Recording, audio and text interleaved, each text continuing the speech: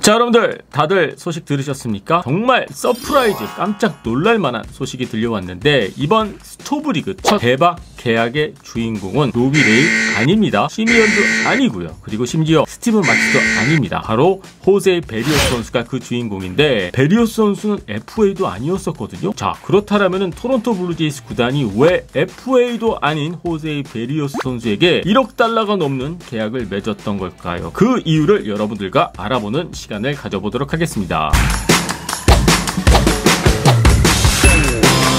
안녕하세요 여러분, DKTV의 누구겠습니까? 데니엘 킴입니다. 자, 이번 스토브리그를 토론토 블루제이스 구단에서 입장에서 좀 생각을 해보자면은 로비 레이 잡아야 되죠, 시미언도 잡아야 되죠, 그리고 스티븐 마츠 선수도 시장에 나와 있기 때문에 아마 이 세 선수들을 집중적으로 팔로우를 해야 되지 않았을까, 저도 마찬가지로 그렇게 생각하고 있었습니다만은 의외의 소식이 들려왔습니다.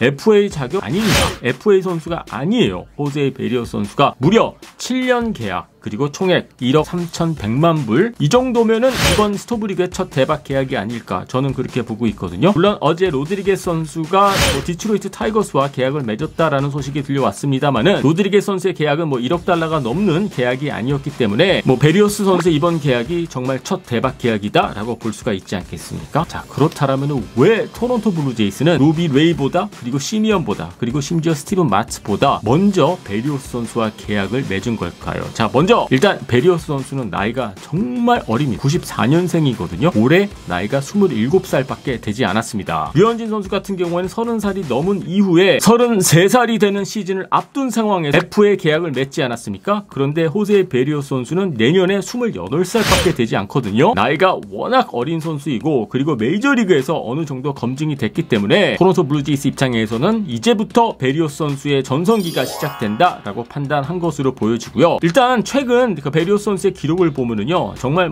개근상을 줘야 되지 않을까 싶을 정도로 다치지 않고 꾸준히 마운드에 오르는 모습을 보여주고 있습니다. 2018년 시즌 32경기 선발 등판 192이닝을 기록을 했고요. 2019년 시즌도 32경기 선발 등판, 그리고 200이닝을 소화했습니다. 그리고 2020년 시즌 코로나19로 단축이 됐기 때문에 그럼에도 불구하고 12경기 선발 등판 경기, 그리고 63이닝, 그리고 올 시즌에도 다시 한번 32경기 선발 등판, 그리고 192이닝을 기록을 했습니다. 이닝수로 봐도 그렇고, 그리고 선발 등판 경기 횟수를 봐도 그렇고, 최근 4년 동안 등판 횟수, 이닝수로 봤었을 때 톱5 안에 들만한 그러한 기록을 남겼고요. 아까 말씀드린 대로 이 정도면은 정말 개근상을 받아야 하지 않을까. 단 한 경기도 거르지 않고 아픈 데 없이 시즌을 꾸준히 치르고 있는 선수가 바로 베리오스 선수입니다. 자, 그리고 결국 올 시즌 트레이드 마감일 바로 직전에 토론토로 이적을 하게 됐는데, 토론토로 이적한 이후에도 5승 4패, 평균 자책점 3.58을 기록을 했고요. 그리고 빅게임, 정말 중요한 경기에서도 좋은 모습을 보여주면서 베리오스 선수가 특급 에이스급이다 라고 말할 수는 없겠습니다만은 충분히 2선발, 3선발급 그 정도의 활약은 지금까지 보여줬고, 그리고 이제 막 전성기에 들어서는 선수이기 때문에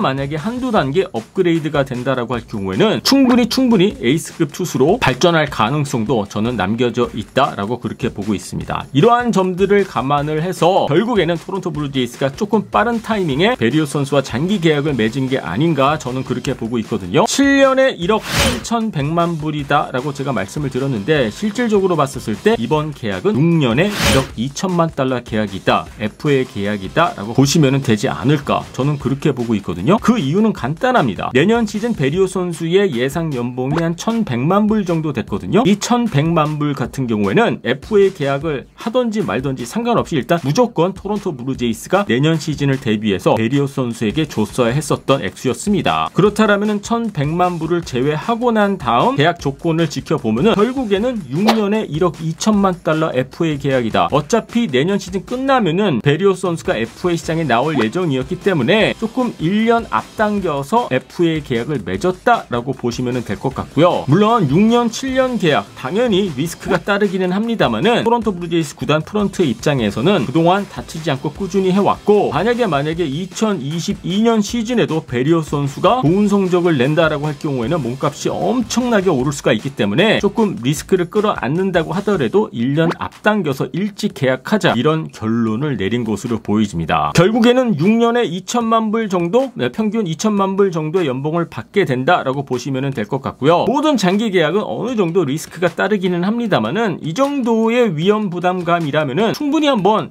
찬스를 걸어볼 만하지 않을까, 그렇게 보여지고요. 그동안 너무나도 꾸준히 다치지 않고 마운드에 오른 선수이기 때문에, 물론 또 정반대로 다치지 않다가 FA 계약, 장기 계약 맺고 난 이후에 아픈 선수들이 나오기는 합니다만은, 그래도 일단 토론토 블루제이스 입장에서는 충분히 납득할 만한 발빠른 결정이 아니었을까, 저는 그렇게 보고 있습니다. 자, 호세 베리어스 선수 앞으로 7년 동안, 물론 5년 뒤에 옵트아웃 조항이 포함되어 있기는 합니다만은 일단 당분간 토론토 블루제이스의 유니폼을 입을 것으로 보여지는데, 자, 여러분들은 이번 계약 어떻게 보고 계십니까? 저는 아무리 생각해도 로스 애킨스 단장 그리고 토론토 블루제이스 구단 프런트가 발빠르게 움직였다, 좋은 계약이었다 라고 저는 그렇게 보고 있습니다. 자, 여러분들 이번 계약 잘한 거 맞죠? 자, 여러분들의 의견 궁금하니까는요, 밑에 댓글란에 올려주시고요. 유튜브로 보고 계신 분들은 구독 버튼 눌러주시고요. DKTV는 내일 또 새로운 영상으로 찾아뵙도록 하겠습니다.